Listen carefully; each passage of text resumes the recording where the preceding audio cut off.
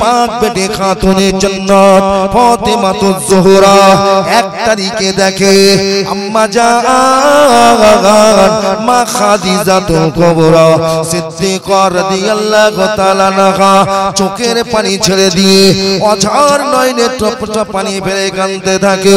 খাতুনে জান্নাত ফাতেমাতুজ জোহরা আম্মা জানের পাশে দাঁড়িয়ে বলেছিলেন, ও মা জননী, জীবনে আমি ফাতেমা তোমাকে এই রূপ কাঁদতে দেখিনি, যে কান্নাটা আজকে দেখি এ কান্নার কারণটা কি?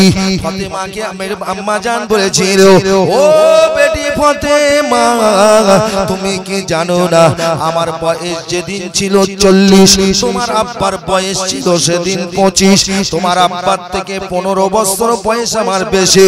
তবে জানি না আল্লাহ কোন দিনকার মৌত রেখেছে, আল্লাহ পাক বয়স সীমা দেখবে না, মৌতের ঘন্টা বেটে গেলেই আজরাইল এসে হাজির হয়ে যাবে। কিন্তু আমার মনে মনে ধারণা হয় আমার বয়স যখন বেশি, তোমার আব্বার আগে আজরাইল আমার কাছে আসতে পারে। এই কথাটা মনে করে কাঁদে। আমি তোমার আব্বাকে স্বামী রূপে গ্রহণ করার পরে এই হাত দিয়ে কত সেবা করেছি, নবীকে কত যত্ন করেছে। আমি খাদিজা ইন্তেকালের পরে আমি যদি তোমার আব্বার আগে মারা যায়, আমার মতন করে তোমার আব্বাকে কে খেদমত করবে, এই কথাটা চিন্তা করে আমি খাদিজা কাঁদি।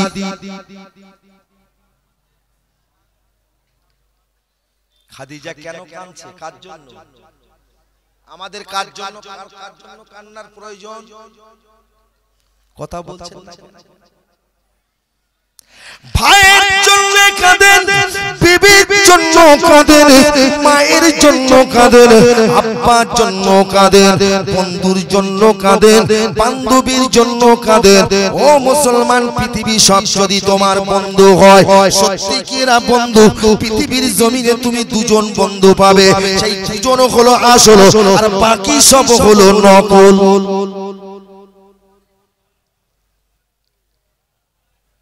সব নকল, আসল মাত্র কজন? জোরে বলেন। অসুবিধা হচ্ছে নাকি আপনাদের? সব তো আমার চেনা মুখ। পাইকেন চরিষ্যার ওয়ারির মানুষ তো আমার কম বেশি চেনে। সব নকল, আসল মাত্র দুজন। দুজন কে?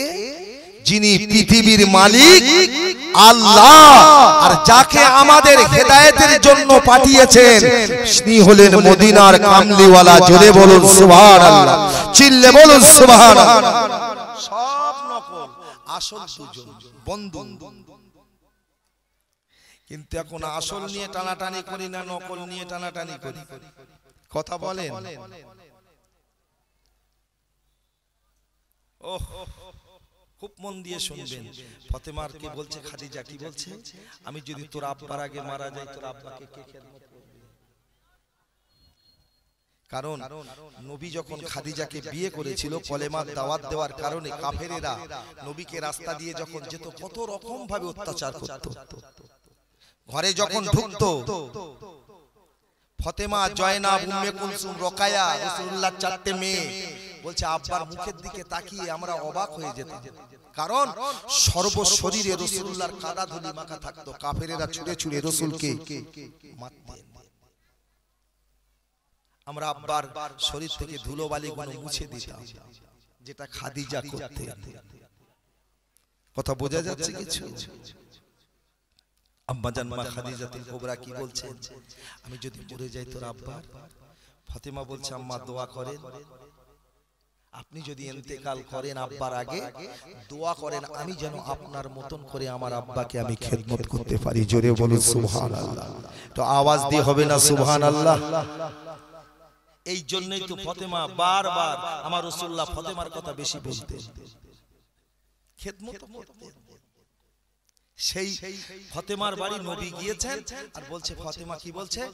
ফিরে যাও, দেখা হবে না। আল্লাহ নবী বলেন, ও বেটি ফাতেমা, বড় কষ্ট করে তোমার সঙ্গে দেখা করতে এসেছি গো মা। তোমার আব্বার উপরে কি মায়া নাই? তুমি কি তোমার আব্বাকে ভালোবাসো না? আজ আমি এত কষ্ট করে তোমার ঘরের দরওয়াজায় দাঁড়িয়েছি, সালাম দিলাম, জবাব দিলে, কিন্তু আমায় ঢুকতে দেবেন না বলে অনুমতি বললেন, আব্বা আপনি ফিরে যান, আমি আপনাকে ঘরের ভিতরে ঢুকতে দেব না। ও বেটি ফাতেমা, বড় কষ্ট করে এসেছি, তোকে আমি 4 দিন দেখতে পাইনি, তবে বেটি ফাতেমা আমি তোমায় না দেখে বাড়ি ফিরে যাব না। দরওয়াজাটা খোলো, ও বেটি ফাতেমা দরওয়াজাটা খোলো। আল্লাহর নবী কথা বলার কারণে ফাতেমার চক্ষু দিয়ে আজান নয়নে পানি টোসা গড়িয়ে পড়ে। আব্বা জান, ফিরিয়ে দিতে চেয়েছিলাম এই জন্য আপনাকে না বলে ফিরিয়ে দেব, কিন্তু আপনি যাবেন না বলছেন আমার সঙ্গে দেখা না করে। তবে আব্বা জান, যে গোপন কথাটা আপনাকে জীবনে কোনোদিন শোনাবো না বলে আমি মনে স্থির করেছিলাম, আজ কিন্তু সেটা বলতে হবে। কেননা আপনি যেদিন আলীর সঙ্গে আমার বিয়ে দিয়েছিলেন, আলীর হাতে হাতটা দিয়ে আমাকে বলেছিলেন, বেটি ফাতেমা আমি জেনে বুঝে অসহায়ের খাতে, আমার আলীর কিছু নাই, ঘর নাই, বাড়ি নাই, অর্থ সম্পদ কিছু নাই, না জেনে না বুঝে আমি রাসূলুল্লাহ তোমাকে আমার আলীর হাতে সুপর্দ করে দিলাম। তবে বেটি ফাতেমা, স্ত্রীদের অনেক হক থাকে, স্বামীর কাছে আমার প্রাণের বিবি ও আমার কলিজার টুকরি খাতুনে জান্নাত কোনদিন যেন আমার আলীর কাছে শখের মালছে আমার আলী দিতে পারবে না, কষ্ট যেন দিও না ইয়া রাসূলুল্লাহ হাবিবাল্লাহ। সেদিন থেকে কথাটা আমি ইয়াদ রেখেছি, সেদিন থেকে কথাটা আমি মনে রেখেছি। আব্বা জান, জীবনের সংসারে যত কষ্ট হয়েছে আমি কোনদিন আপনাকে কোনো কথা শোনাই না, আপনি আমাকে বলতে বাধ্য করলেন, ইয়া রাসূলুল্লাহ মক্কার মদিনার কামলেওয়ালা আমার আব্বা জান, আপনি শুনে নিন আমি ফাতেমা আপনার সামনে কেমন করে যাব। আপনি কি জানেন না নারীদের 17 টাকা ফরজ? ইয়া রাসূলুল্লাহ হাবিবাল্লাহ, আপনার কলিজার টুকরে ফাতেমার পরনায় যে কাপড়টা আছে, কাপড়টা এত ছেঁড়া, এত ছেঁড়া, কয়েকটা টুকরো সেলাই করে রেখেছি, তবে আব্বা কাপড়টা এত ছোট, এত শর্ট, আমি সর্বঙ্গটা ওই কাপড় দিয়ে ঢেকতে পারিনি। এই অবস্থায় তোমার সামনে যাব কেমন করে? এই জন্য আমি আপনাকে ঘরে ফিরে যেতে বলেছি। ওই সময় রাসূলুল্লাহর চোখে পানি, নবী আমার গায়ের চাদরটা সঙ্গে সঙ্গে খুলে চোখকে ভিতরে দিয়ে বলেছিল, ও বেটি ফাতেমা এই চাদরটা পরিধান করে আমি তোমার আব্বা আমার সামনে এসে হাজির হয়ে যা। আলীর ঘরে ফাতেমার সুখ ছিল। যদি আলীর ঘরে ফাতেমার জন্য সুখ না থাকে, মুমিন মুসলমান তোমার ঘরে সুখ থাকতে পারে? শুধু বোঝানোর জন্য বলছি, আলীর ঘরে ফাতেমার সুখ ছিল না? ছিল। কারণ আলীর ঘরটা যে আল্লাহ আল্লাহ রাসূলের প্রেম ভালোবাসায় ভরে ছিল। জোরে বলুন সুবহানাল্লাহ। যেখানে নবীর ভালোবাসা প্রেম থাকে, সেখানে খিদের কথা, ক্ষুধার জ্বালা মনে হয় না। নবীর একজন সাহাবাকে রাসূল বলছে, বাবা তুমি তো অটোমেটিক দরবারে থাকো, বাড়ি যেতে পারো না, যাও বাড়ি, তোমার বিয়ে বাল বাচ্চারা খাবে। ওই সাহাবা বলছে, ইয়া রাসূলুল্লাহ বাল্লাহ, আমি বাড়ি যখন ক্ষুধার্ত থাকি, খেতে কিছু না পাই, আমি ঘর থেকে যখন এসে আপনার দরবারে উপস্থিত হয়ে যাই, আপনার মুখের দিকে তাকিয়ে নুরানি চাঁদ মুখখানা দেখে আমার 2 দিন 3 দিন 4 দিনের ক্ষুধার জ্বালাটা নিবারণ হয়ে যায়। জোরে বলুন সুবহানাল্লাহ, চিল্লে বলুন সুবহানাল্লাহ। নবীকে দেখলে আর খিদে লাগবে? হাজী সাহেব একটা হাত তোলেন তো দেখি। একজন হাজী সাহেব হাত তোলেন। মদিনায় 8 দিন ছিল হাজী। আমার নিজের করেই বলছি, হোটেলে থাকতে মনই চাইতো, মন চাইতো না। এশার নামাজ পড়ে হাজিরা দলবদ্ধভাবে ক্যান্টিনে মানে রুমে চলে আসতো, আর জান্নাতুল বাকিয়াটা জিয়ারত করে বাইরে থেকে ওই সাইটে ভাই 12টা একটা বেজে যেত। আর 12টা একটা বেজেছে মানে আর কিছুক্ষণ পরেই তো মদিনার মসজিদে ফজরের আজান হবে। মদিনার মসজিদে আর মক্কার মসজিদে ফজরের আগে একটা আজান হয়, সেই আজানটা হলো তাহাজ্জুদের আজান। প্যারে হাজির কথায় কথা বেড়ে যাবে। আপনাদের অসুবিধা হচ্ছে না তো?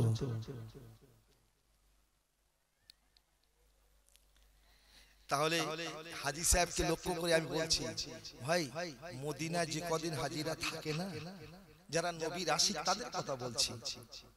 মদিনার মাজারে গেলে, মদিনার মসজিদে নববী শরীফে গেলে শুধু মনটা হালু চলো করে পেটের দিকে নয়, কখন নবীর মাজারে গিয়ে একটু সালাম দেব প্রাণ খুলে। খিদের কথা মনেই থাকে না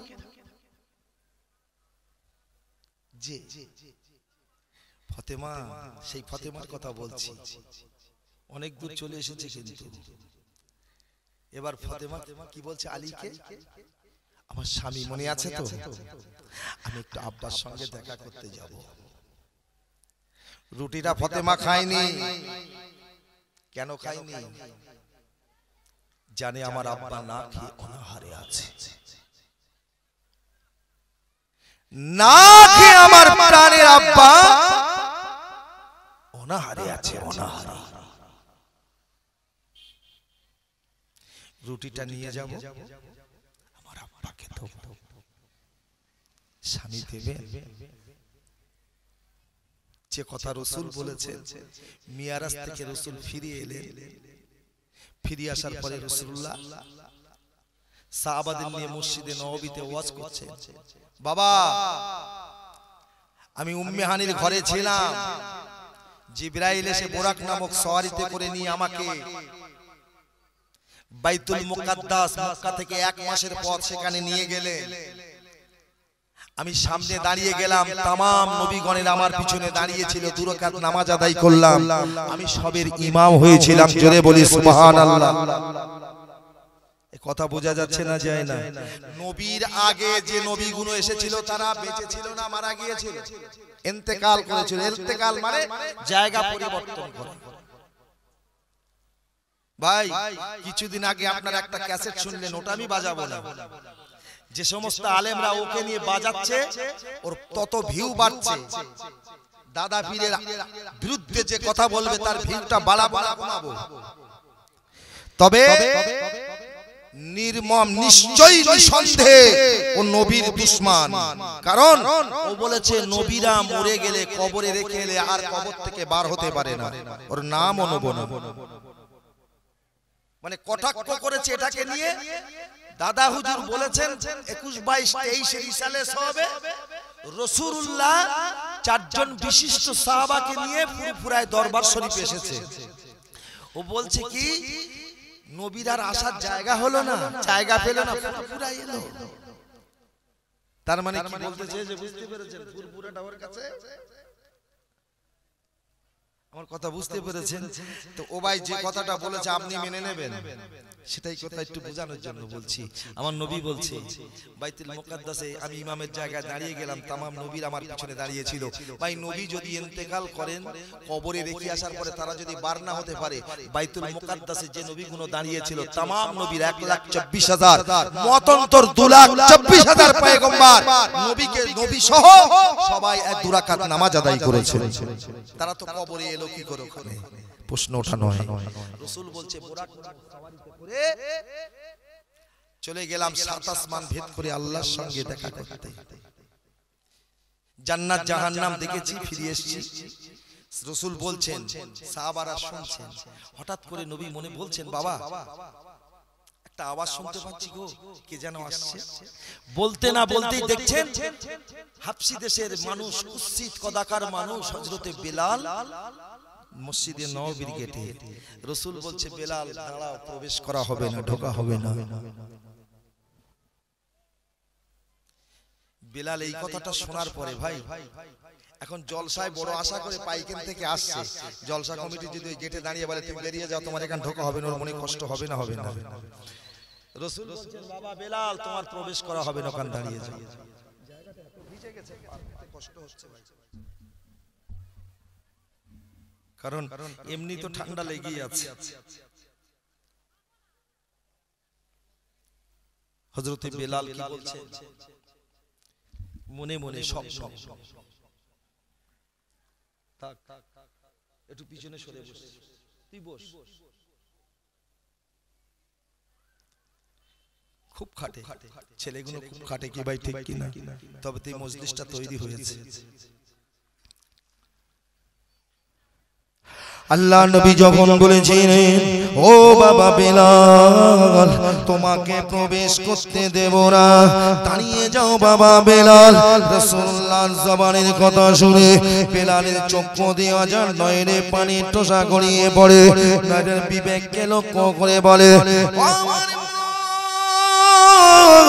আমি তো ছিলাম একদিন উমাইয়া বিন খালফের গোলাম। বাইরের বন্ধুর থেকে যখন জানতে পেরেছিলাম বিশ্ব নবীর হাতে হাত দিয়ে ঈমানের কলেমা পড়ে মুসলমান হবার পরে আমার জবানে সর্বদাই আহাদুন আহাদুন শব্দটা লেগে থাকতো। এই শব্দটা উমাইয়া বিন খালফ জানতে পেরে আমার উপরে এত নির্মম অত্যাচার করেছিল, এত জুলুম করেছিল। তারপরে আমি নির্মম অত্যাচারের ভেতর দিয়েও আহাদুন শব্দটা জবান থেকে আমি বেলাল বন্ধ করে রে। উমাইয়া বিন খালফ জানতে পেরে মিটিং করেছিল, মিটিংয়ে সিদ্ধান্ত হয়েছিল উমাইয়া বিন খালফ তুমি যদি ওকে হত্যা করো কাপুরুষ বলবে, ওকে জ্বালিয়ে পুড়িয়ে মেরে ফেললে মানুষ তোমাকে কাপুরুষ বলবে। অতঃপর জবান থেকে আল্লাহ শব্দটা বন্ধ করার জন্য ওর জবানটা টেনে জিভটা টেনে বার করে মাঝখানে এমন একটা মোটা খিল লাগিয়ে দাও, আর জিভ না ঘোরাতে পারলে আল্লাহ শব্দটা উচ্চারণ করতে পারবে না। বেলাল স্বপ্ন দেখছেন গো, আমার জিভটা টেনে বার করে মাঝখানে মোটা খিল লাগিয়ে দেওয়ার পরেও আমার সর্বশরীর থেকে আল্লাহ শব্দটা জারি হয়েছিল। জানতে পেরে খিল খুলে দিয়ে আমার অন্ধকার কক্ষ ঘরে আটকে রেখে দিল। অন্ধকার ঘরে আমি বেলাল যখন ছিলাম আমার খাওয়ার প্রয়োজন ছিল মনে করে উমাইয়া বিন একটা কৃতদাস দিয়ে আমার জন্য দুটো পোড়া রুটি পাঠিয়েছিল। পোড়া রুটি দুটো খাতে নিয়ে আমি বেলাল মনে করে এই রুটি আমার মনিব দিয়েছে, কিন্তু আমি বেলাল রুটিটা কেমন করে খাবো? আমার বিশ্বনবী সাহাবায়ে কেরামদের নিয়ে সফরে বেরিয়েছিল। পাহাড়ের মাথায় উঠতে রাসূলুল্লাহকে বেঈমানের আগে রওয়া করে রেখে দিয়েছে। রাসূলকে পাহাড় থেকে নামতে দেয় না। আল্লাহর নবী নাকে সাহাবাদের নিয়ে অনাহারে জীবন যাপন করে। রাসূলের প্রেমিক আমি রাসূলুল্লাহর ভালোবাসা বেলাল কেমন করে রুটিটা খায়? না না, বেলাল কাউকে কিছু না বলে অন্ধকার রাত্রে জেলখানা থেকে বার হয়ে টুক টুক টুক টুক করে হেঁটে আল্লাহর নবীর কাছে পৌঁছে গেলেন। রাসূলুল্লাহ বেলালের মুখের দিকে তাকিয়ে ঝরঝর করে কাঁদে, ও বাবা বেলাল, বাবা বেলাল তুমি কেন এলে? ইয়া রাসূলুল্লাহ হাবিবাল্লাহ। এই কথা যখন বেলাল বলতে যাবে রাসূলুল্লাহর চোখে পানি। দেখছেন বেলালের হাতে দুটো পোড়া রুটি। ইয়া রাসূলুল্লাহ হাবিবাল্লাহ, ইয়া রাসূলুল্লাহ হাবিবাল্লাহ, আমাকে উমাইয়া বিন খালফ রাতের খোরাক হিসাবে এই দুটো পোড়া রুটি খেতে দিয়েছিল। আমি খেতে গিয়ে মনে করি আপনার কথা, আপনি না খেয়ে না খারে আছেন, তাই আপনার জন্য রুটিটা এনেছে। আপনি যদি আমার দেওয়া খোরাকটা আপনি যদি গ্রহণ করেন, আপনি যদি পান করেন, আমি বেলাল বড় খুশি হয়ে যাব। রাসূলুল্লাহ মনে মনে করে কষ্টের সময় বেলাল রুটি দুটো এনেছে, আমি রাসূলুল্লাহ যদি বেলালের হাতে রুটিটা না নিয়ে ফেরত দেই বেলাল ডবল কষ্ট পাবে। রাসূলুল্লাহ কি করলেন? ওই রুটি দুটো ধরলেন, নিজে খেলেন, সাহাবাদের দিলেন, বেলালকে খাওয়ালেন। তারপরে বললেন বাবা বেলাল তুমি একজন মনিবের গোলাম, তোমাকে আজাদ করে দেয়নি, তুমি লুকিয়ে এসেছো। এখন আমার প্রেমে ভালোবাসায় এই জায়গায় যদি দাঁড়িয়ে যাও আর যদি ফিরে না যাও কিয়ামতের দিন আল্লাহর কাছে জবাবদিহি করতে হবে। বেলাল তুমি কিয়ামতকে যদি ভয় করে থাকো এই মুহূর্তে আমার থেকে ফিরে উমাইয়া বিন খালফের ঘরে চলে যাও। হযরতে বেলাল নবীর কথা শুনে চার করে কাঁদতে কাঁদতে উমাইয়া বিন খালফের গোডাউনে এসে হাজির হয়ে গেলেন। বেলাল ওই সময় বলেছিল ইয়া রাসূলুল্লাহ, নোটা দেখছিল নববীর গেটে দাঁড়িয়ে। হযরতে বেলাল বলছেন ইয়া রাসূলুল্লাহ, ইয়া হাবিবাল্লাহ, আমি কলেমা পড়ে অপরাধী। উমাইয়া বিন খালফ আমার উপরে এত নির্মম অত্যাচার করেছে, এত জুলুম করেছে, তারপর আমি বেলাল আল্লাহ শব্দটা বন্ধ করিনি। ইয়া রাসূলুল্লাহ হাবিবাল্লাহ, আমার কষ্ট দেখে আবু বকর আজাদ করে এনেছে। আল্লাহর নবী গো, আজকে আমি কালো মানুষ বলে মক্কার জমিনে যেখানে বসি যেখানে ঘুরি আমি কালো মানুষ বলে মক্কার মানুষ আমাকে ঘৃণা করে, আমার পাশে যায় না, আমার সঙ্গে কথা বলে না। আল্লাহর নবী আজকে আপনি আমাকে আটকে দিয়েছেন, আপনার দরবারে প্রবেশ করতে দেবেন না, এমন অপরাধ দেখি আমাকে বন্ধ করে দিলেন যাওয়াটা। আপনি এই মুহূর্তে ওই যে সাহাবারা আমাকে কালো বলে ঘৃণা করে আমার পাশে যায় না, ওদেরকে আপনি জানিয়ে দিন ওরা যেন আমাকে আরো বেশি বেশি করে ঘৃণা করে। রাসূলুল্লাহর চোখের কোণায় পানি, নবী আমার কাঁদে, ও বাবা বিলাল, আমি রাসূলুল্লাহ তোমার কোনো ত্রুটি দেখিনি, আমি তোমার কোনো ভুল দেখিনি, তা সত্ত্বেও তোমাকে দাঁড় করিয়েছি। তুমি হয়তো মনে করেছো আমার ভুলের কারণে নবী সাজা স্বরূপে কানে দাঁড় করিয়ে দিলেন। না না বাবা বেলাল, আমি রাসূলুল্লাহর জন্য দাঁড় করিয়েছি। তোমার আসার আগে আমি আমার সাহাবাদের নিয়ে, তোমার ভাইদের নিয়ে আমি রাসূলুল্লাহ মিরাজ সম্পর্কে ওয়াজ করেছিলাম। তোমার ভাইরা আমি রাসূলুল্লাহ আমার জবানের কথা শুনে মিরাজের ঘটনাগুলো এক এক করে সব বিশ্বাস করে নিয়েছে। তুমি তো তখন হাজির ছিলে না, আমি দয়া করে সেই ঘটনাগুলো তোমাকে শুনিয়ে তুমি বিশ্বাস করবে কিনা যাচাই করার জন্য আমি তোমাকে দাঁড়াতে বলেছি। আল্লাহর নবী বলেছিল, বাবা বেলাল বলো আমি রাসূলুল্লাহ মেখানির ঘরে আরাম করছিলাম, জিবরাইল ফেরেশতা বুরাক নামক সওয়ারি করে আমাকে নিতে এসেছিল। আমি যখন মেখানির ঘর থেকে বেরিয়েছিলাম সবার জায়গাটা দেখে গিয়েছিলাম গরম, আল্লাহর সঙ্গে কথোপকথন, জান্নাত জাহান্নাম দেখে ফিরে এসে দেখছি জায়গাটা যেমন গরম ছিল তেমন গরম।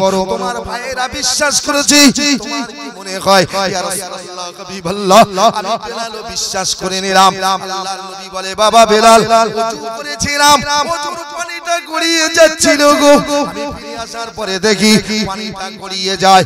তোমার ভাইয়েরা বিশ্বাস করেছে, তোমার কি মনে হয় ইয়া রাসূলুল্লাহ হাবিবাল্লাহ, আমিও বিশ্বাস করে নিলাম।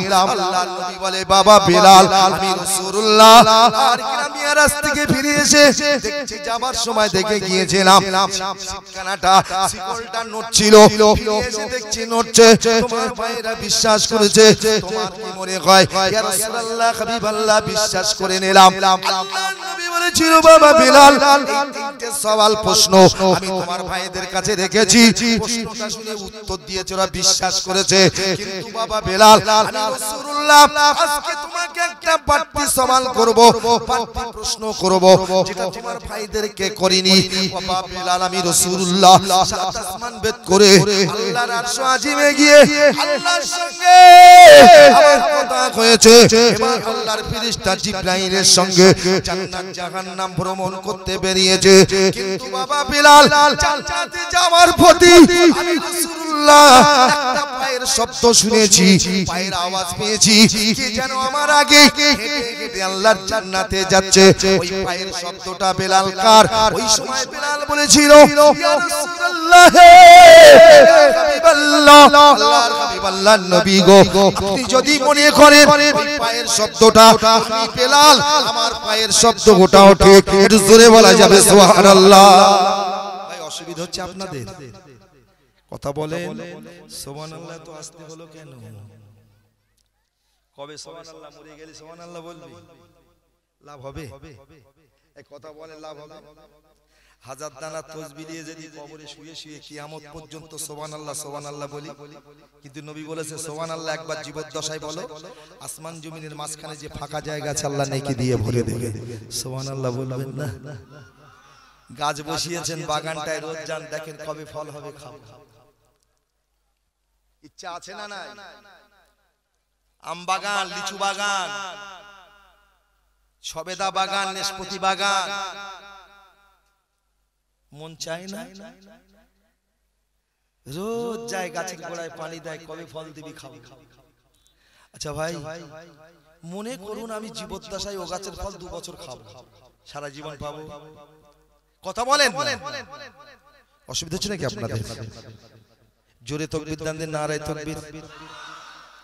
সন্ধ্যেবেলা যদি ঘুমিয়ে থাকেন তাহলে মাঝরাতে কি হবে? এক এলাকার লোক সব ঘুমায় বেশি নাকি? তবে না আমি জানি ঘুমায় না এরা, কি গো এরা নবীর আশিক আছে, এই জন্য জানে আমি প্রায় তো আসি দরুদ শরীফ সুবহানাল্লাহ আর তাকবীর যখন দোয়াইরা জোরে জোরে পাইকেন চড়িষ্যা ওয়ারির মুসলমানেরা এরা এদিক কিন্তু এগিয়ে, কি ভাই ঠিক কি না বলেন? তা আজকে কেন আমার উপরে রাগ টাগ আছে নাকি আপনাদের? হ্যাঁ রাগ নেই তো? তাহলে একবার জোরে তাকবীর দেন, নারায়ে তাকবীর। এই চলে যাচ্ছে,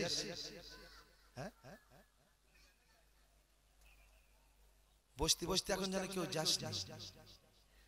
আল্লাহর মেহেরবানি যা কিছু কটাই হয়েছে চলার মতো হয়েছে কি ভাই? ঠিক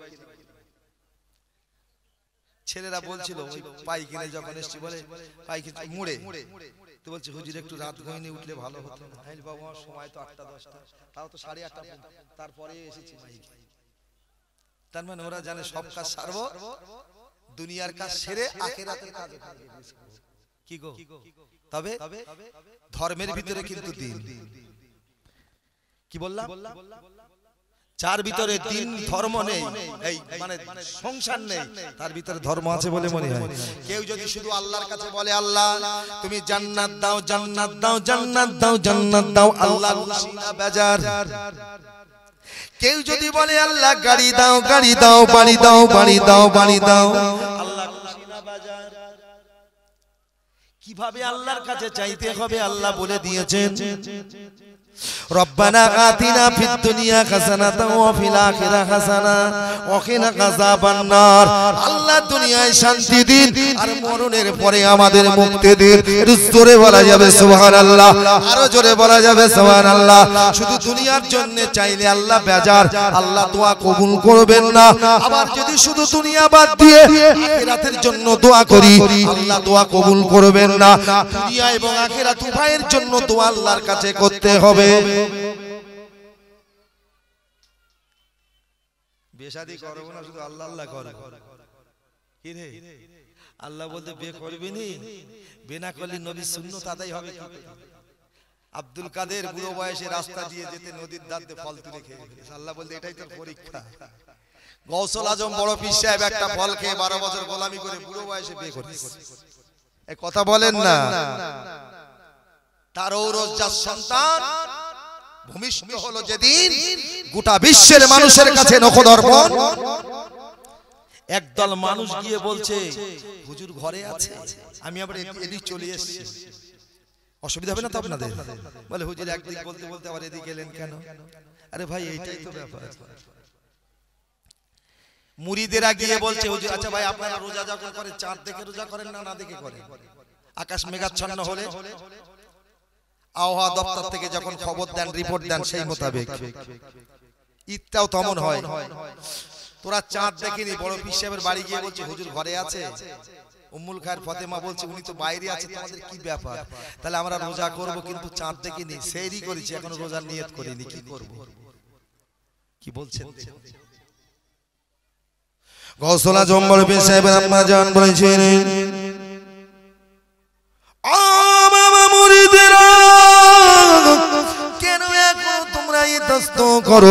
চাঁদ দেখুনি বলে রোজা করবি কি করবে না জানার জন্য হুজুরের কাছে এসেছো। তবে বাবা শুনে যাও, তোমরা চাঁদ দেখবে কিনা দেখবে এটা আমার জানার প্রয়োজন নয়। তবে একটা কথা বলে, আজ রজনীতে আমার আল্লাহ পাক একটা সন্তান দিয়েছে। ওই সন্তানটা ভূমিষ্ঠ হওয়ার পরে আমি অনেকবার চেষ্টা করে চোখে খাওয়ানোর জন্য খাওয়াতে পারিনি। ভেবেছিলাম খোদা নাই বলে খায় না, যখন কাঁদবে তখন খেতে দেব, কিন্তু এখনো পর্যন্ত বাচ্চাটা কাঁদেনি। উম্মুল খায়ের ফাতেমা খেতে দিতে পারেনি। তবে আমার মন বলছে ও কাঁদে না খায় না একটাই কারণ, আজ পয়লা রমজান বলে আমার আব্দুল কাদের রমজানের রোজা রেখে দিয়েছে।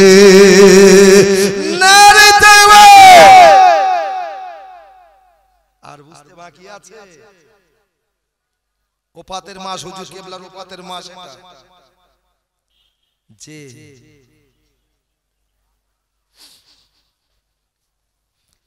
আমি বাগানের কথা বলছি।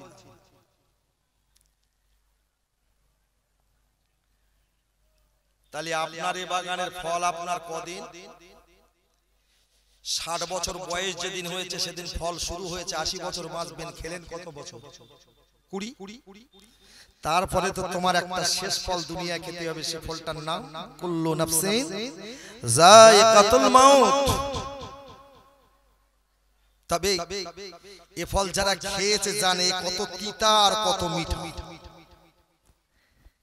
তুমি এখন খাওনি, সে ফলও দেখোনি, তোমার এখন মনে নেই। যেদিন দেখবে ফলটা খেতে হবে সেদিন বুঝতে পারবে। তবে ও ফলটা ওদের জন্য হবে মিঠা, কারণ নবী তো বলে গেছে আজরাইল যখন বুকের উপরে হাত দিয়েছেন, অসুবিধা হচ্ছে না তো আপনাদের? আজরাইল যখন আমার রাসূলুল্লাহর সিনা মোবারকের উপরে হাত দিয়েছে, আমার নবী বলছে, এই জিবরাইল, আজরাইল হাত তুলুন। জিবরাইল ভাইকে একটু ডাকুন। জিবরাইল, আল্লাহ তো আমার জানটাকে সসম্মানে একেবারে আদবের সহিত বার করতে বলেছে, কিন্তু তুমি তো সেই কথা শোনানোর পরেও দেখছি তো আমার বুকের উপরে আজরাইল ওহদ পাহাড়টা হাত রাখিয়ে যেন ওহদ পাহাড়টা চাপিয়ে দিয়েছে। ইয়া আখি জিবরাইল, ও ভাই জিবরাইল, আল্লাহ আমার আসানে সেই জানবার করতে আজরাইলকে ফরমান করেছে, হুকুম দিয়েছে, আমার জানটা বার করতে যদি এত কষ্ট হয়, আমার জানটা বার করতে যদি আমি এত কষ্ট অনুভব করি, আমার গুনাহগার উম্মত উম্মতিদের উপায় কি হবে? ওই সময় জিবরাইল বলে, জিবরাইলকে নবী বলেছিল, ও ভাই জিবরাইল, আমার জান বার করতে যদি এত কষ্ট হয়, আমার উম্মত উম্মতিদের জানটা বার করতে কত কষ্ট হবে।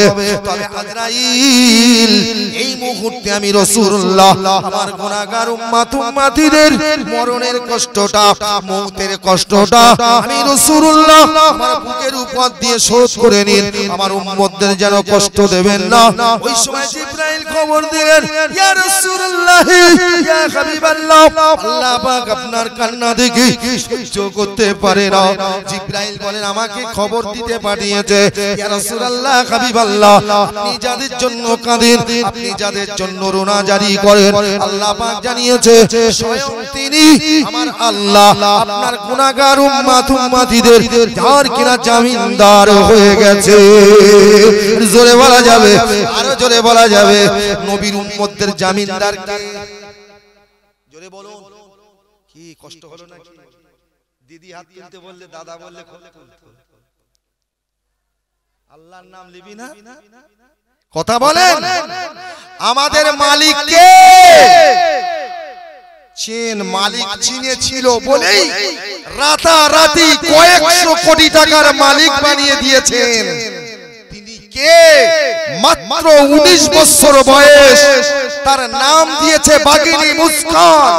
কর্ণাটকে বাড়ি, বেঈমানদের কবলে পড়ে বাঁচার জন্য যখন হাতটা তুলে আল্লাহু আকবার বলেছেন, অত ইজ্জু মান তাশাও অত জিল্লু মান তাশাও, আল্লাহকে যারা চেনে তাদের আল্লাহ ইজ্জত দেন না। জালেমদের মাঝে যখন মুস্কান আল্লাহকে চিনেছিল, আল্লাহ তার ইজ্জত বাড়িয়ে দিয়েছে। যারা অপমান অপদস্থ করতে চেয়েছে তারা হটে গিয়েছে, আর বিশ্বের মানুষ সবাই মুস্কানের নামটা জেনে ফেলেছে। ওর পাড়ার মানুষ সবাই ওর নাম জানতো না, কিন্তু বিশ্বের মানুষ ওর নামটা রাতারাতি জানলো কেমন করে? আল্লাহ পাক গায়বী মদদ দিয়ে গোটা বিশ্বের মানুষের কাছে বাগিনী মুস্কানের নামটা পৌঁছে দিলেন। ইহুদি, নাসারা, জৈন, খ্রিস্টান, গায়ক, নায়ক, নেতা, কেতা, এমন কি আমি দেখেছি পত্রিকার ভিতরে, যিনি কাঁচা বাদামের গান গেয়ে 2 লক্ষ টাকা পুরস্কার পেয়েছে, বাগিনী মুস্কানকে 200 কোটি, 100 কোটি, 50 লাখ, 30 লাখ, এও কিন্তু কিছু টাকা দিয়ে পুরস্কার দেওয়ার কারণে বর্তমানে বাগিনী মুস্কান কয়েকশো কোটি টাকার মালিক বেড়ে গেছে। জোরে বলুন, জোরে বলবেন না? আচ্ছা, এত টাকার মালিক কিসে হলো? লটারি টিকিট কেটে হলো নাকি? যুবক ছেলে বেমার পড়ে যেই ওই সাপ্তাহিক লটারি দেখে। আজকে দেখছিলাম মেদিনীপুরের এক ভদ্রলোক 1 কোটি পেয়েছে। এর মাথা খারাপ, ভ্যান চালায় আর গোসা গোসা কাটে কোটিপতি হব। মরবি, বউ তোর হবে না, ছেলে পিলে হবে না, আল্লাহ তোর হবে না। রাগ করলেন নাকি? তাহলে আমি আপনাদের বলতে চাইছি এটাই, বাগান করেছেন 20 বছর ফল খাবেন, ওই খাবার শেষ নাকি? কথা বলছেন না কেন ভাই? অসুবিধা হচ্ছে? কথা বলবেন না, ফাঁস কাতারের লোক তো। তার মানে ইমাম সাহেব নামাজ পড়াচ্ছে। কি বললাম? ইমাম সাহেব নামাজ পড়াচ্ছে। আচ্ছা, ইমাম পেছনে থাকে না সামনে থাকে? কথা বলেন না, সামনে থাকে। এখন নামাজ পড়াতে গিয়ে ইমাম সাহেব সেজদায় গেছে, মুক্তাদিরাও সেজদায় গেছে। ইমামের পিছনে যে ছিল ও হঠাৎ নামাজের সেজদার হালাতে সুবহান রাব্বিয়াল আলা সুবহান রাব্বিয়াল আলা বলতে বলতে দেখে ইমাম সাহেবের মাথায় লাথি মেরেছে। আমার কথা বোঝা যাচ্ছে কিছু? ও তখন মনে মনে করতে মনে নামাজের ভিতরে একটা মশলা আছে, ইমাম মেরেছে মানে ইমামের নামাজ হবে, আমি যদি না মারি তো পিছনের আরেকজন মেরেছে, আর একজন পিছনের সেকেন্ড কাতারে যারে মেরেছে ও মনে করতেছে মনে এটা মশলা আছে বলে ও আর একজন মেরেছে, মারতে মারতে শেষ তুই মারলি কেন, তাহলে ও মেরেছে বলে আমি মেরেছি, তুই মারলি কেন, ও মেরেছে বলে আমি মেরেছি, শেষ পর্যন্ত বলছে ইমাম মেরেছে বলে আমি মেরেছি। আমার কথা বুঝে গেল? আরে ইমামের পায়ে মশা লেগেছে, একটুকুন ঠেকা থেকে ওর পায়ে টাচ হয়ে গেছে, মনে করেছে একটা মশলা বলে। তো আমার বলার উদ্দেশ্য ফার্স্ট কাতারের লোক যদি ভাই নড়াচড়া করে তাহলে শেষের কাতারের লোকগুলো কি করবে বলে মনে হয়। আমার কথা হলো ভাই একটুখানি ধৈর্য ধরেন, আমি বেশি সময় নেব না, তবে জানি আমার পরে ডক্টর আলহাজ মাওলানা রুহুল কুদ্দুস সাহেব তিনি আছেন, তিনি আলোচনা করবেন। অসুবিধা হচ্ছে না তো আপনাদের? তাহলে 60 বছর বয়সে, আর 60 বছর বয়সে আপনি ফল খেতে শুরু করলেন, হায়াত 80 বছর পেলেন, কত বছর? 20 বছর। খাওয়া কি শেষ? আমি বলেছি তারপরে একটা খাওয়া, কি খাওয়া? সেটা হলো মৌতের খাওয়া।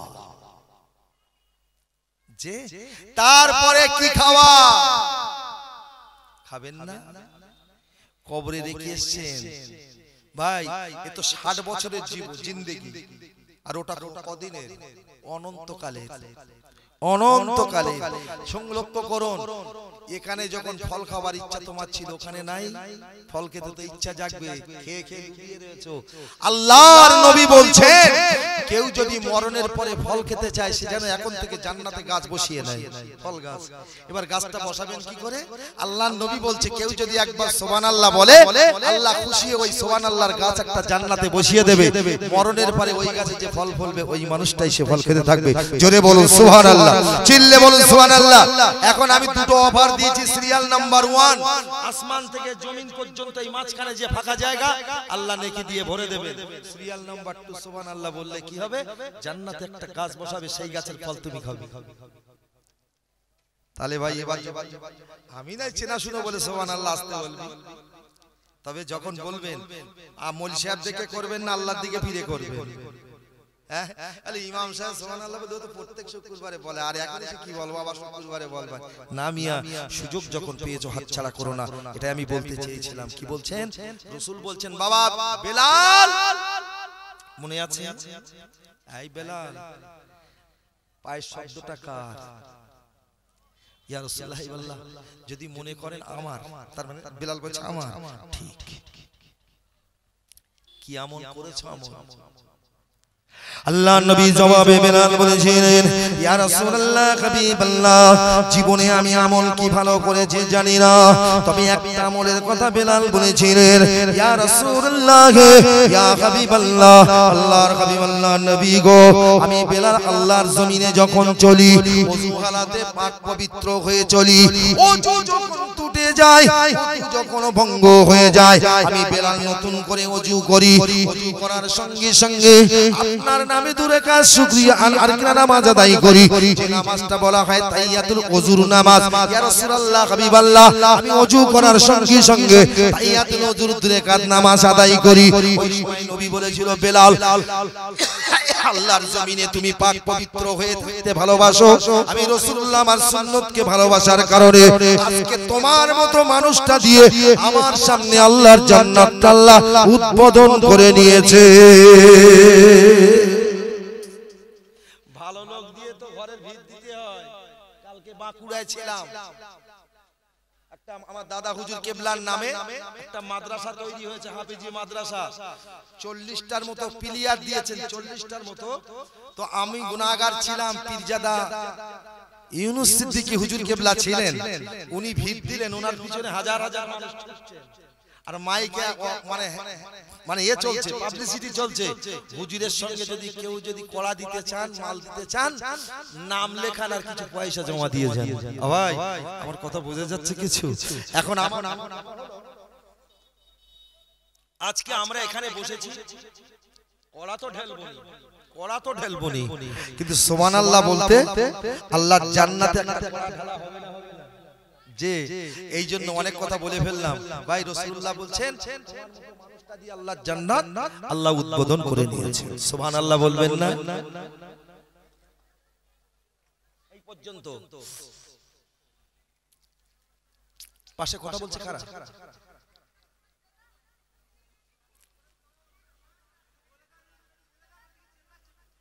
পাশে কথা বলছে কারা? ভাই একটু সাইডে যাও ভাই। এই মেলা ভাই অমন করে বলো না, ওদের যান ভাই, একটু সাইডে যান, একটু সাইডে গিয়ে কথা বলেন। হ্যাঁ হ্যাঁ, এই বাবু কি বলছিলাম? তাহলে ফতেমার কথা মনে আছে তো? ফতেমা কি বলছে? আব্বা আমার স্বামী অনেক দূর চলে এসেছি, আমাকে একটু যেতে দেবেন? তুমি তোমার আব্বার কাছে যাবে দেখা করতে, আমি দেবো না মানে?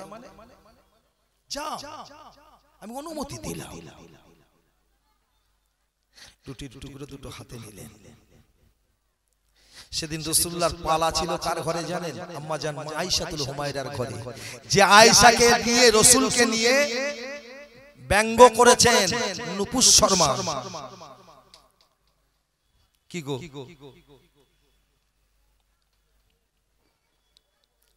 আল্লাহ রাসূল সেদিন পালা করবেন মা আয়েশার ঘরে। কিতাব বলছেন মা আয়েশাতুল হুমায়রা বিছানা ফেলেছেন, স্বামী স্ত্রী পাশাপাশি থাকবেন। কিন্তু ফতেমা যেই দরজায় গিয়ে কলাটা নাড়া দিয়েছে, মা আয়েশার মন বুঝতে পেরেছে, মনে ফতেমা এসেছে, শিয়ানা মেয়ে ঘরে এসে বিছানা একসঙ্গে থাকবে। সঙ্গে সঙ্গে বুদ্ধিমতী মহিলা আমার মা আম্মাজান মা আয়েশাতুল হুমায়রা বিছানাটা টেনে ফাঁকা করে দিলেন, মাঝখানে ফতেমার জায়গা করে দিলেন। ফতেমা ঘরে ঢুকেছেন, আব্বা রুটি এনেছি। এখানে দুটো কথা ভাই, বেলাল রুটি নিয়ে গিয়েছিল কটা? দুটো। খেয়েছে কজন? নবীর সঙ্গী যারা ছিল সবাই। নবী খেয়েছে, হযরত বেলালও খেয়েছে। দুটো রুটি ভাগে আসবে বলে মনে হয় ভাই। রাসূলুল্লাহর জবান একটা যুদ্ধ হয়েছিল, যে যুদ্ধটার নাম হলো খন্দকের যুদ্ধ। এই খন্দকের যুদ্ধে রাসূলুল্লাহর সেনা সংখ্যা ছিল 12,000। কত বলেছি? রাত দিন অনাবরত না খেয়ে অনাহারে যুদ্ধ চলছে। ওই সময় রাসূলুল্লাহর একজন সাহাবা হযরত জাবের রাদিয়াল্লাহু তাআলা আনহু বিবির সঙ্গে বলছে, আমার নবী তো না খেয়ে অনাহারে যুদ্ধ চালাচ্ছে সাহাবাদের নিয়ে, আমি একটু নবীকে দাওয়াত করে বাড়িতে খেতে দেবো। বিবি বলছে, যদি নবীকে বলো তো না বলো না। বাবা বলবে না মানে আমার নবীকে বলো। আমার রাসূলুল্লাহর কাছে জাবের গিয়ে বলছে, হুজুর আপনার দাওয়াত রইল আমার বাড়ি। আচ্ছা ভাই, আমি যদি আমার ছেলে এসছে, ড্রাইভার এসছে, এখন যদি বাড়িওয়ালা বলে হুজুর শুধু আপনি আসেন, ওরা বসে থাক, আমি আসবো বলে মনে হয়? আল্লাহর নবী বলছে, বাবা যাবে, আমি একা নই গো, সব ভাইকে দাওয়াত দাও। কত হাজার? জোরে বলে।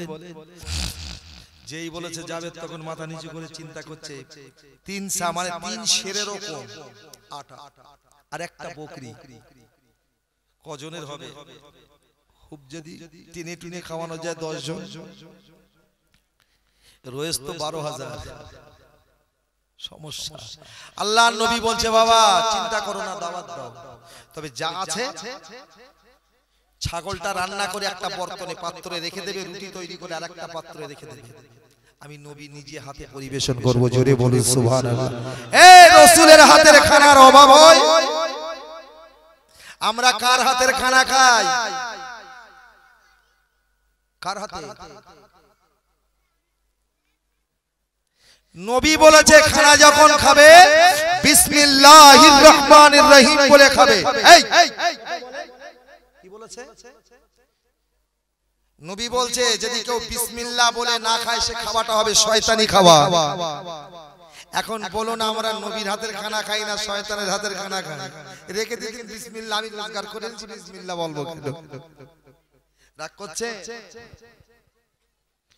বিসমিল্লাহ বরকত আছে না নাই? ও যদি বলতে চাই সময় লেগে যাবে, তবে শুধু আমি বোঝানোর জন্য কথাগুলো বলছি। আর যাও বাবা, যাবে বকরিটা জবাই করবে, একটা পাত্রে রাখবে, রুটিগুলো তৈরি করে একটা পাত্রে রাখবে, আমি নবী গিয়ে পরিবেশন করব। আল্লাহ নবী সাহাবা যাবের ঘরে এলেন, রুটিটা বকরিটা জবাই করলেন, রুটিগুলো বানালেন, দুটো পাত্রে দুটো জিনিস রেখে দিলেন, একটা পাত্রে বকরির ভুনা, অপর পাত্রে রুটির টুকরা। আল্লাহর নবী 12,000 সেনা নিয়ে হযরতে জাবেরের বাড়ি খানা খেতে গেলেন, সবাইকে লাইন দিয়ে বসিয়ে দিলেন। রাসূলুল্লাহ বর্তন দুটো নিলেন, রুটিগুলো সবার পাতে দিলেন, রাসূলুল্লাহ সবার পাতে গোশতগুলো দিলেন, সবার পাতে পৌঁছে গেল। কিতাবে লেখা আছে রাসূল বলেছিল, ও বাবা সাহাবায়ে কিরামেরা, রুটির টুকরা যখন গালে দিবি, রুটিটা যখন খাবে তোমরা জড়ো না বলে খাবে না। রাসূলুল্লাহ বলেছিল, তোমরা যখন বারকেনা খাবে বিসমিল্লাহ বলে খাবে, তবে খাবার পরে বাবা খাবার সময় রুটি খাবে, গোশত খাবে, কিন্তু গোশতের সঙ্গে যে হাড্ডিগুলো আছে, হাড্ডিগুলো যেন চিবাবে না, আস্ত করে রেখে দেবে। আল্লাহর নবী সাহাবারা খেতে শুরু করে দিল। কিতাবের মধ্যে লেখা আছে, ও মুসলমানেরা, 300 মানে 300 রকমের আটা আর একটা ছাগলের গোশতে সবাই পেট ভরে খেলেন, কিন্তু রাসূলুল্লাহ সর্বপরিশেষ ওই গোশত আর কিনা হাড্ডিগুলো এক জায়গায় করে নিয়ে বললেন, কুম্বি কিজিনিল্লাহ, বলার সঙ্গে সঙ্গে ছাগলটা পূর্বে যেমন ছিল, রাসূলুল্লাহ বলার পরে পূর্বের মতো ছাগল রূপ নিয়ে আল্লাহর জমিনে ছোটাছুটি শুরু করে দিলে। খা, যদি খেস তোর খানায় বরকত হতেই হবে, যদি বিসমিল্লাহ বলে খাস। দস্তরখানও নাই, বিসমিল্লাহও নাই। মুসলমান, কি ভুল বললাম? দস্তরখানে খাওয়া কি সুন্নাত নয়? যে কথায় কথা বেড়ে যাবে।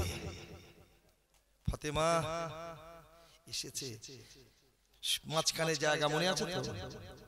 আল্লাহর নবী কে ফাতেমা বলছে, আব্বা অনেকদিন আপনার ঘরে থাকিনি, আজকে রাতে আপনার ঘরে থাকবো। আমি এই কথাটা বলার উদ্দেশ্য হলো, ফাতেমা কি বলেছে জান? আমি কথাটা বোঝাতে চেয়েছি, সময়, কবি বলছে, সময় থাকিতে করো উন্নতির কামনা, হেলায় কাটিয়া কাল ফিরিয়া আর পাবে না। শুরুতে বলেছিলাম না বলিনি? পিছনের ভাইরা জানবেন, আমি যখন বলেছিলাম ওরা তখন আসেনি।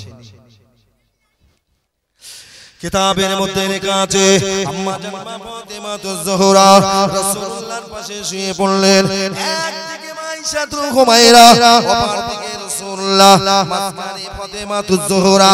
কিন্তু কিতাবে লেখা আছে, ফাতেমা শোয়ার সঙ্গে সঙ্গে, বিছানায় পিঠ দেওয়ার সঙ্গে সঙ্গে কি যেন মনে পড়ে যায়। ফাতেমা উঠে বসে বললেন, না আমার আম্মা জান আয়েশার বিছানাটা পেতে দেওয়া, ওই বিছানায় পিঠ লাগিয়ে যদি আমি ফাতেমা আরাম করে, এই রাতটা যদি আমার আরামে কেটে যায়, আমি দিনে রাতটা পাবো কিনা সন্দেহ আছে। ফাতেমাতুজ জোহরা আরামের বিছানায় পিঠ না দিয়ে নামাজের মুসাল্লাটা বিছিয়ে দিয়ে আল্লাহর কাবার দিকে মুখ করে নামাজ আদায় করতে লেগেছে। এমনকি নামাজের মুসাল্লায় বসে আল্লাহ পাকের পাক কালাম, নেমাতে কালাম, উসমা কালাম, পাক কোরআন শরীফ তেলাওয়াত করতে শুরু করে দিয়েছে। জোরে বলা যাবে, আরো জোরে বলা যাবে। যাকে নবী জান্নাতের সার্টিফিকেট দিয়েছে, तमाम জান্নাতি নারীদের সরদারিনী হবে, সেই ফাতেমা একটু আরাম করতে গিয়ে মনে করেছে, কাল যদি এই কালটা আমার না আসে, সময়টা নষ্ট করা ঠিক হবে না। এরা 30 বছর বয়স হয়ে গেছে, ইমাম সাহেব নামাজ পড়তে বললে বলে এখনো সময় হয়নি রে। কি ঠিক কি না বলে? কথায় কথা বাড়িয়ে ফেলেছি অনেকক্ষণ ভাই, কিন্তু শুরুতে আমি দরুদ পড়তে বলেছিলাম, একটু দরুদ শরীফ পড়া যাবে জোরে? আওয়াজ দিয়ে দরুদ আল্লাহুম্মা,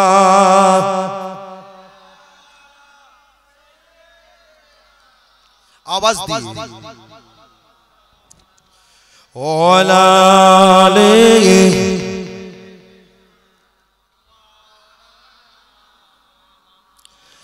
ইমাম বীরের মতো একা লড়ে যে গো কারবালায়, উত্তরিতে পোরাতের কুল জানের বাজি যে লাগায়, ইমাম বীরের মতো একা লড়ে যে গো কারবালায় উত্তরিতে পোরাতের কুল জানের বাজি যে লাগায় কাঁপে তর তর কাঁপে তর তর গে জিদ সীমার মুখে তাহার গে বানি ধন্য হোসেন ফাতেমার লাল ধন্য নবীর নিশানি আল্লাহুম্মা সাল্লি আলা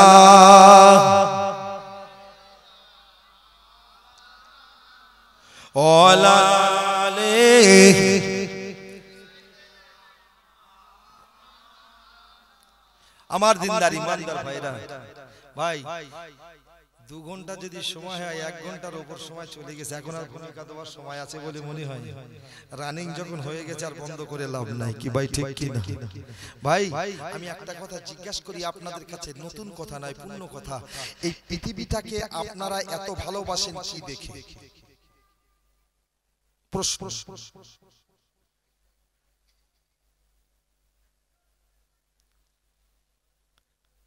এই বিশাল পৃথিবীটাকে আপনি এত চমক লাগানো মতো দৃশ্যটাকে পৃথিবীটাকে দেখে ভুলতে পারেন না জীবনে আর কিছুদিন বাঁচবো পৃথিবীটা তোর সঙ্গে সম্পর্ক রাখবো ছেলেদের বলছে প্রয়োজন হলে জমি বিক্রি করে 1 বিঘা ফেলুরে যাব এখনো কিছুদিন পৃথিবীকে দেখতে হবে এই বিশাল পৃথিবীটা এত তোমার ভালো লেগেছে কি দেখে আছে কিছু পৃথিবীতে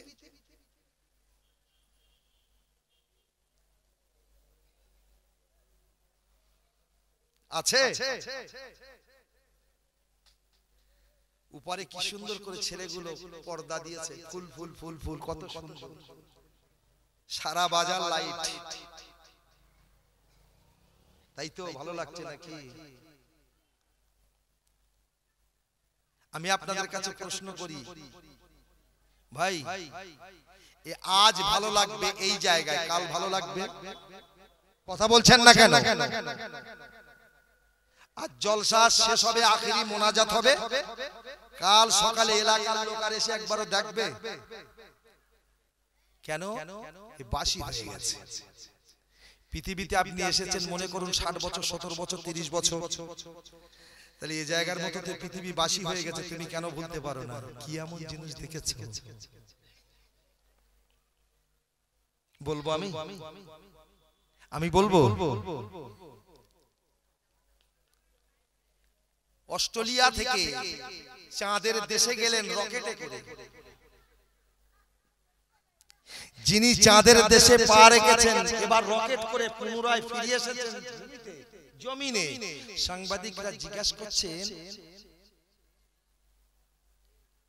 স্যার আপনি ওখানে গিয়ে কি দেখেছেন তো বলছে গিয়ে দেখেছি কিচ্ছু নেই মরুভূমি তাহলে ভালো লাগেনি না খুব ভালো লেগেছে এই পৃথিবীর চাইতেও চাঁদের দেশটা আমার খুব প্রিয় পছন্দ হয়েছে যেখানে কিছু নেই না আছে আমবাগান না আছে জামবাগান না আছে লিচু বাগান না আছে পাহাড় না আছে নদী ভালো লাগলো কেন উনি কি বলছেন সাংবাদিকদের শুনবেন বলছে শোন আমি রকেটে করে মহাকাশ অভিযানে গেলাম মানে চাঁদের দেশে গেলাম রকেট থেকে নেমে পা রাখার পরে দেখেছি কিছু নাই মরুভূমি কিন্তু দেখার জন্য নজর যেদিকে ফেলেছি আমার চোখে একটা জিনিস এসেছে যেখানে আল্লাহর নাম সেখানে মুহাম্মদ রাসূলুল্লাহর নাম একটু জোরে বলুন জোরে বলুন আচ্ছা ওনার ভালো লেগেছে কেন সেখানে তো কিচ্ছু নেই বোঝানোর জন্য বলছি ভালো লেগেছে এই জন্য সেখানে গিয়ে দেখেছে আল্লাহ তার নবীর নাম আমি পেপারে সেদিন দেখছিলাম আমেরিকার কাছ থেকে জায়গাও কিনেছে চাঁদের দেশে গিয়ে বাস করবে বলে বলছে 24 অথবা 25 এর ভিতরে ওখানে গাছগাছালি তৈরি করা হবে তারপর ওখানে গিয়ে বাস করা হবে ঘরবাড়ি তাহলে ইনি যেখানে কিছু বলতে নাই সেখানে গিয়ে ঘর বেঁধে বাস করবেন, নতুন করে বাগান তৈরি করবেন কেন? সেখানে গিয়ে ভালো লেগেছে, বলছে যেখানে ফিরেছি সেখানে দেখেছি আল্লাহর নামের পাশে মোহাম্মদ রাসূলুল্লাহ সাল্লাল্লাহু আলাইহি ওয়াসাল্লামের নাম লেখা আছে। পৃথিবীটাকে তুমি এত ভালোবেসেছো, তোমার চোখ না বললেও মন বলছে এই পৃথিবীর জমিনে যত দেখার মতো সামগ্রিক আছে তুচ্ছ তুচ্ছ বাসি আর বাসি, কিন্তু টাটকা হয়ে আছে এই জন্য পৃথিবীতে আমার আল্লাহ আর রাসূলের নাম আছে। জোরে বলো সুবহানাল্লাহ। যেদিন পৃথিবীর বুকে আল্লাহর নাম না থাকবে, এই জলসা কমিটি যে এত টাকা খরচা করে এই প্যান্ডেলটা তৈরি করেছে, শেষ যখন হয়ে যাবে কাল সকালে প্যান্ডেলওয়ালা এখানে রেখে দেবে না ভেঙে নিয়ে যাবে? ভেঙে নিয়ে যাবে। আমার মূল কথা হলো যেদিন এই পৃথিবীর জমিনে আমার আল্লাহর নামের গন্ধ আর থাকবে না, সেদিন ফেরেশতা ইসরাফ জিবরাইল ইসরাফিল ফেরেশতা সিংহার বাঁশি নিয়ে অপেক্ষায় ফুঁক দেবে, আর ফুঁক দিলে পৃথিবী প্রলয় কাণ্ড হয়ে যাবে। কিন্তু ওই দিন পর্যন্ত প্রলয় কাণ্ড হবে না যতদিন পৃথিবীতে আল্লাহর নাম মানুষের কাছে থাকবে। আমার কথা বোঝা গেল? তাহলে এত সুন্দর বিশাল পৃথিবীটা এত সুন্দর কেন? এই পৃথিবীতে আছে কিছু নাই, এখানে আছে আল্লাহ আর আমার রাসূলুল্লাহর নাম। জোরে বলুন সুবহানাল্লাহ, চিল্লে বলুন সুবহানাল্লাহ। ভাই এ নামের খুশবু আছে না নাই? আমরা খুশবু পাই, খুশবু পাই। কিসের খুশবু? কোথায় খুশবু? খুশবু পেয়েছিলেন একটা মহিলার নাম বলছি, বলবো একটু? জোরে বলুন। বলবো?